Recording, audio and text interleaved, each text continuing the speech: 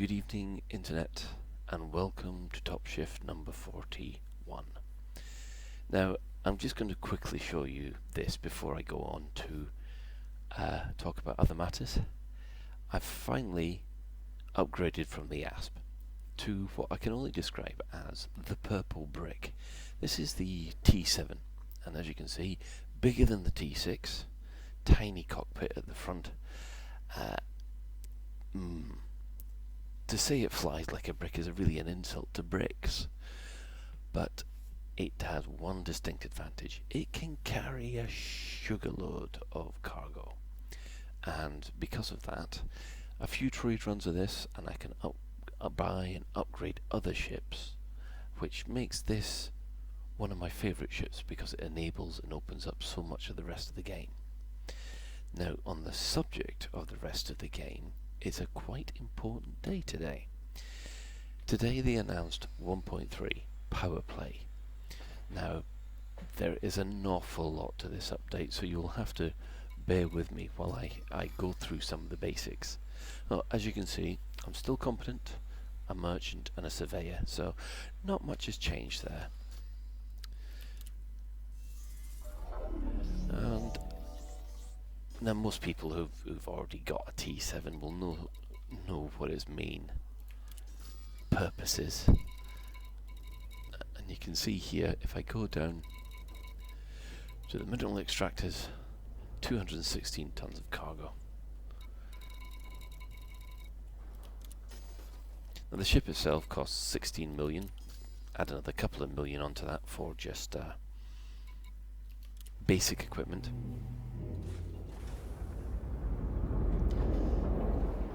But to fill it, you'll still need about 3 million credits in capital. It's a lot of capital.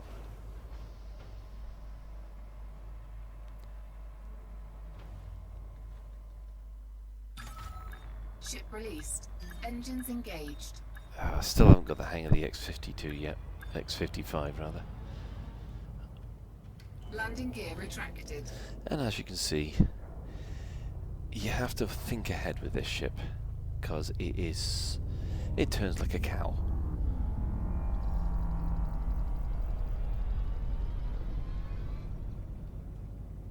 Even at its maximum speed, we're talking at 170. And this is a little. Scan detected. This is a little faster because I've upgraded the thrusters. Some people have told me that if you could put A-grade thrusters into it, it becomes something decent, but I'll reserve judgment on that. Thank you very much.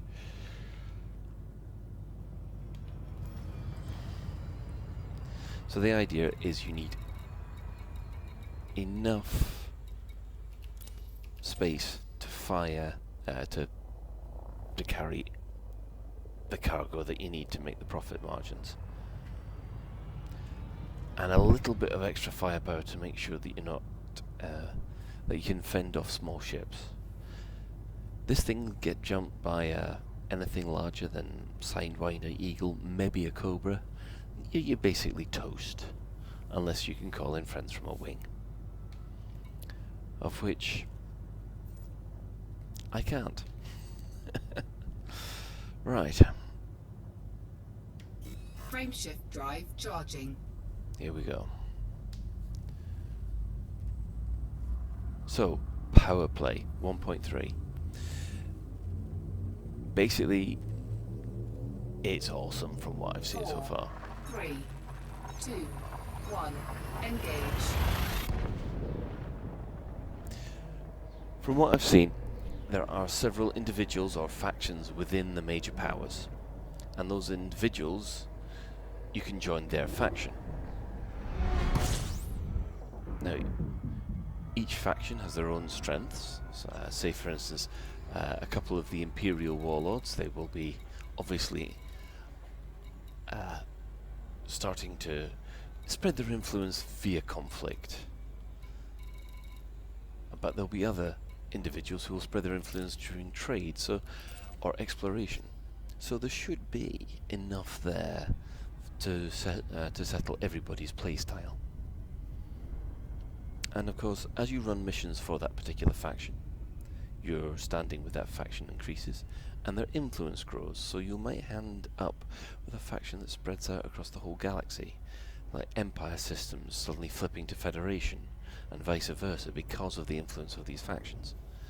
It basically it like turns the map of the galaxy, or between the Empire and the Federation, into a massive game of Risk. Frameshift drive charging. Only you're one of those little soldiers in one of those little territories that either lives or dies on the roll of a 6. Ready to engage. 4, 3, 2, 1. Engage.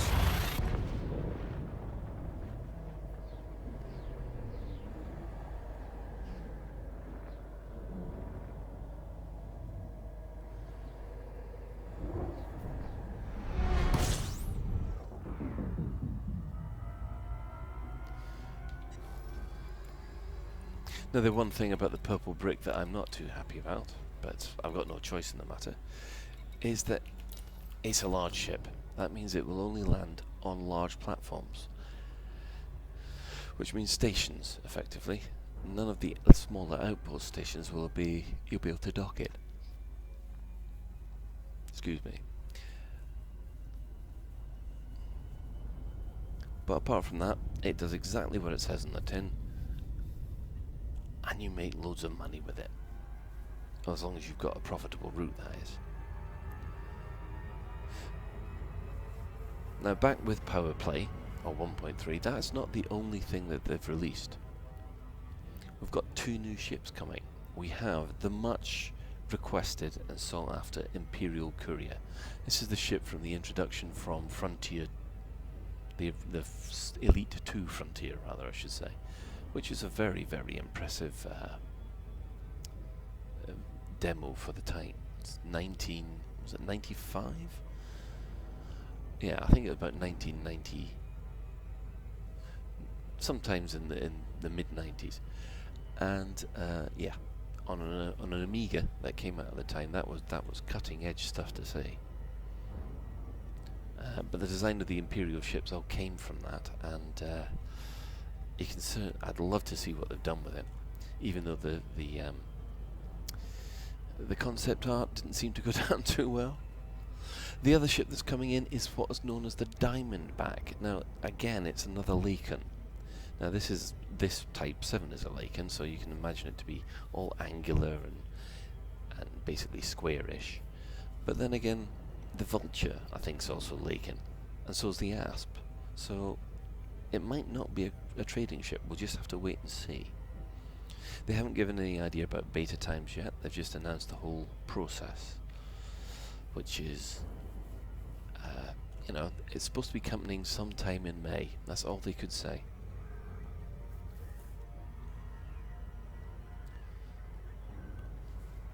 Now, on top of that, you get a whole load of other things, which I will come into once I've got close enough to this terminal. As usual, yakking along too loud.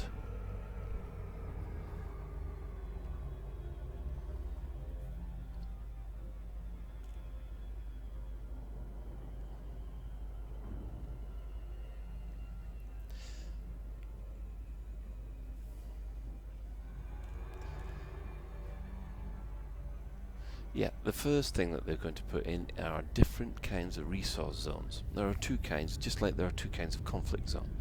A resource zone that is high normally means high value but high risk. A resource zone which is low normally means there's less risk, but you're not going to end up with the big minerals that you get in a high risk area. So if you're there in a sidewinder mining away, then you've got more chance in a low risk area than a high risk. However, mining's also getting these additional things called drones.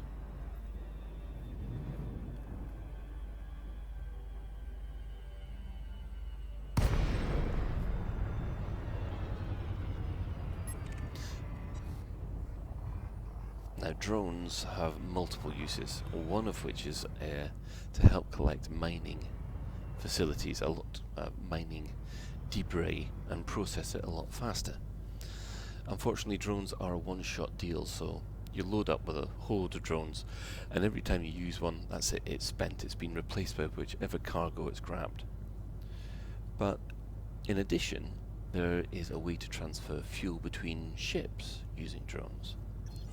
And that's very useful, especially if you're like a friend of mine who for some reason has got his Orca stuck in a system that he can't get out of. No names, Mr. Cow.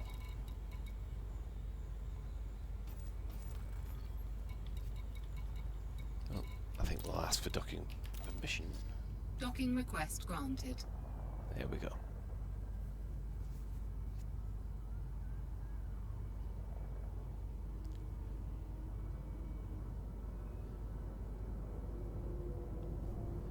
So it is an absolute massive update that we're getting here. For free. It must be admitted that it's for free. Anybody who's bought the game, and that's about 500,000 people have bought this game now. Landing gear deployed. 500,000 of us. Obviously not all playing at once. Docking successful. Engines disengaged. But that must keep Frontier very happy.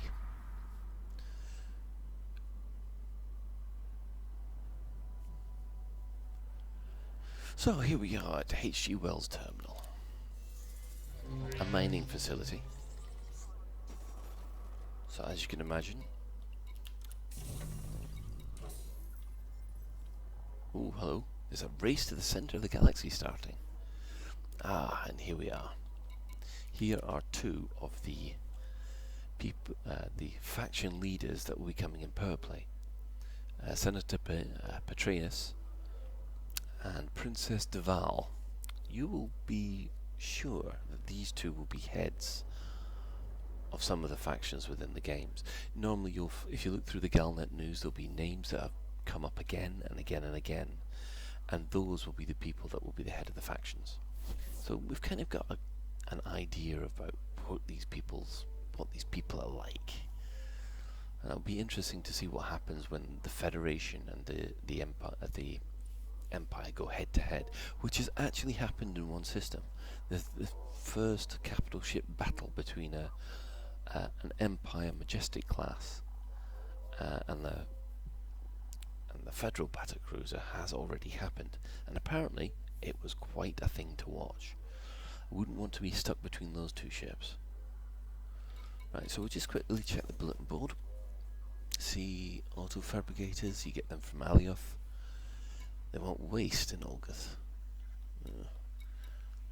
But, okay, nobody wants my mineral extractors, so we'll just sell them straight in the market. High price, that's what we want. Right. Almost 2.4 million. So, for that, I'm going to take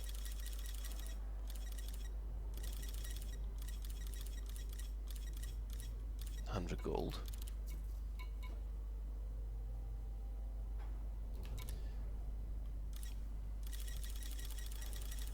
90 silver.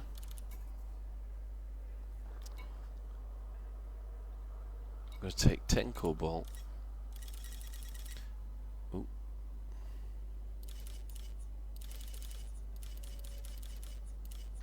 Now this is the risk one that I'm taking. I'm taking this on a risk that there'll be a request for cobalt back where I'm heading.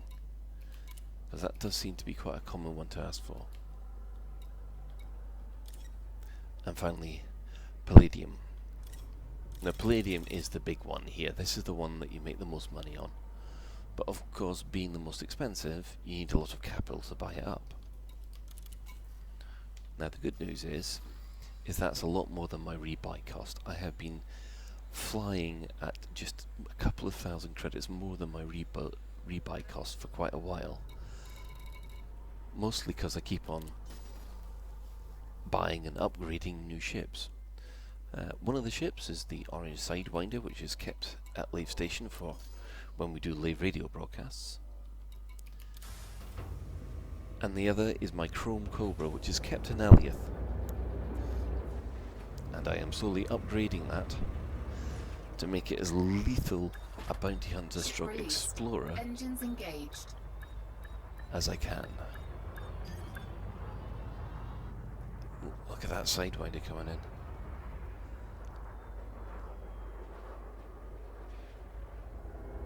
Landing gear retracted. And he didn't bounce off me, that was good.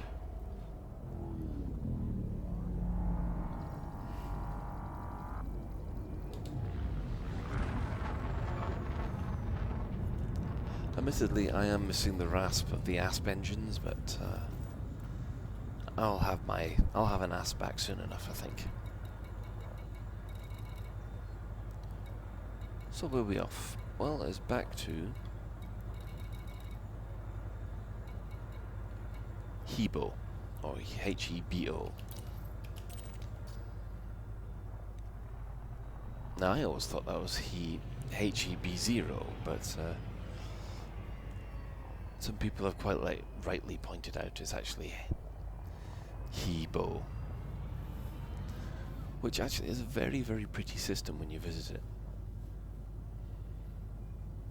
So, as you can imagine, speculation has gone rampant on the forums about Powerplay. Frameshift drive charging. And I'm keeping out of it until I get a few more details, to be honest. But from what I've seen looks good. A little bit concerned maybe that there'll be a lot of guild factions coming in. 4, 3.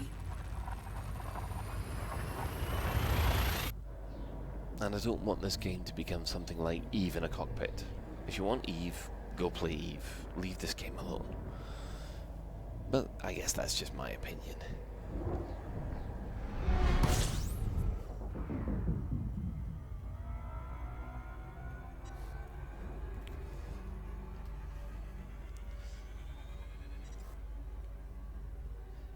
In other Elite news, I managed to get hold, or have been listening to a copy of Elite Reclamation, the audio book version, rather. And I must admit, Toby Longworth reads it very, very well, and the production values that Chris Jarvis has put on for Fantastic Book Publishing is absolutely superb. If you like your audio dramas, or if you like an audio drama, or you find that you can't have time to read a book, sometimes it's better to listen to one instead. And I'll thoroughly recommend these because they really are quite good. Frameshift drive charging. I've listened to now Mostly Harmless, the whole Tales from the Frontier, and now Elite Reclamation. And I must admit, I think my favourite has been Elite 4, Reclamation so far. 3, 2, 1. Engage. But then again, that'll probably change my mind when I go back and listen to the others.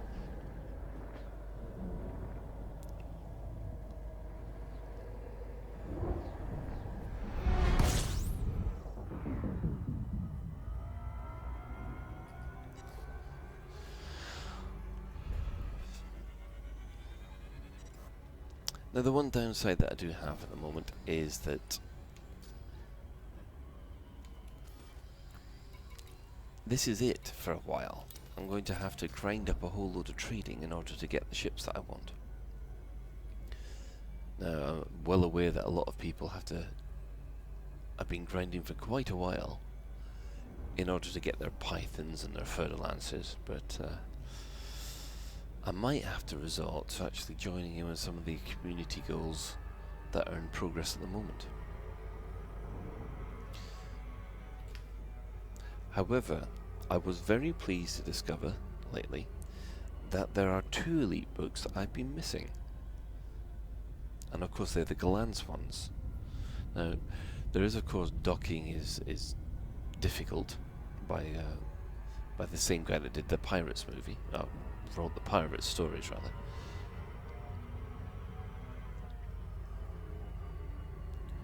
But there are also 2 others by Galance.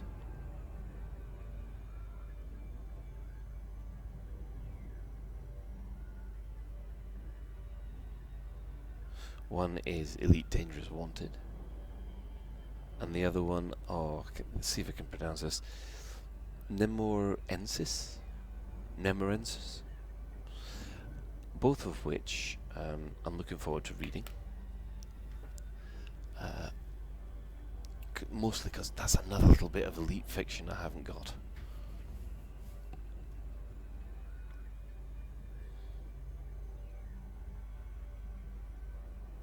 So as you can see, this is coming into to land at Rominger Dock against another Alliance stronghold.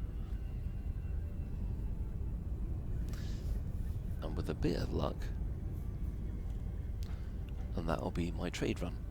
Now, what I'm planning to do with this ship is to upgrade the hyperdrive so that I can do this trade run in one loop instead of having to stop off at Hebo. But in order to do that, this ship needs a Class A hyperdrive, which is about 5 million credits. So I think I've got a lot of grinding ahead of me first.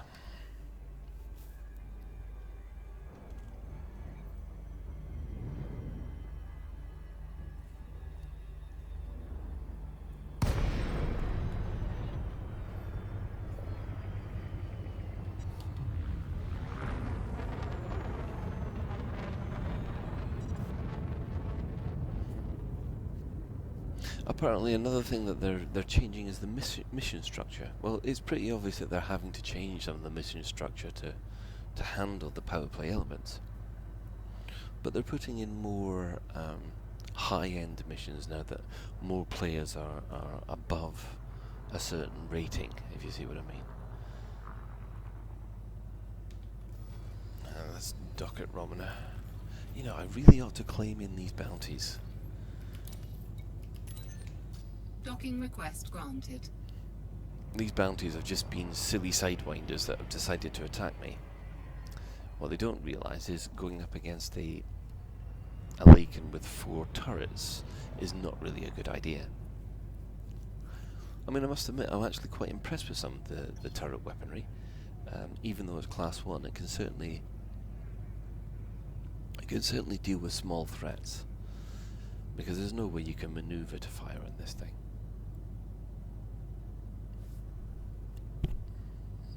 How are we doing? Oh, that'll do.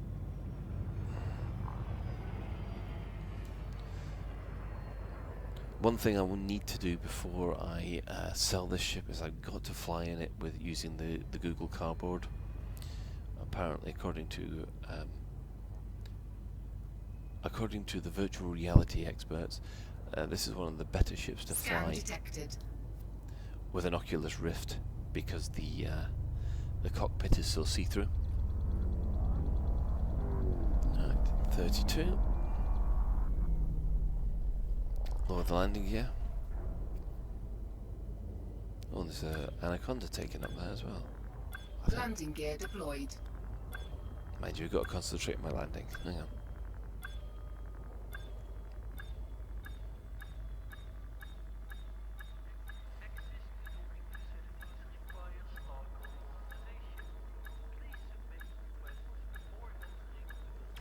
There we go. Successful.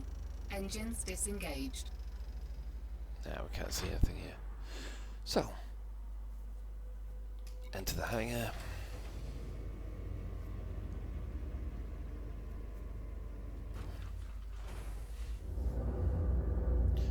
One of the interesting things that they are doing is they're pulling the Galnet feed into the cockpit. I'm assuming something like under the info section. That'll be useful, because the one thing I do find irritating is, oh, let's have a look at the Galnet feed. Gotta go, you can only access it while docked. And sometimes these bits of important information would be good to know on the fly. Right, let's see if my hunch about the coltan paid off. Or colton. Food sorted. Nope. More food. HE suits. Oh, hang on. Did I get coltan or cobalt?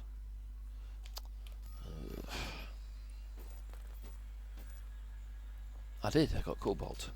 Excellent. Oh no. They're after 12 and I've only got 10. Which that would mean I'd have to go all the way around again. Oh well. Not really in the mood to do that. So, I mean, 300 credits a ton's not too bad. However, the palladium, 1023 credits of profit a ton. Once you get enough cash behind you, you'll be, you'd be making 200 to 300,000 credits per run once you've got a hold full of palladium. So 3 runs, 1 million credits ish. Well, probably 4 runs thinking about it to definitely get over 1 million. It all depends on the variations you have. That's another 100,000, thank you very much. And silver, profit of 822. Silver's actually quite a best bet. I mean, 822 credits profit per run, and you still end up with not as much outlay in the first place. So if you lose your cargo, you can still then try again with the silver. You wouldn't be able to do with that palladium, you'd be bust. So there we are, almost 2,600,000 credits, a little bit more. Oh, actually, if I go to the contacts and cash in one of my bounties, there we are, over 2.6 million credits. So that was a quick 20-minute run, and I made 300,000 credits, or thereabouts. So 3 of those in an hour, that's 1 million credits. And I reckon another 4 hours of doing that, and I might be able to have the hyperdrive I need. Never mind. On that note, I will leave you with this wonderful look back. I mean, the purple brick. Here we are.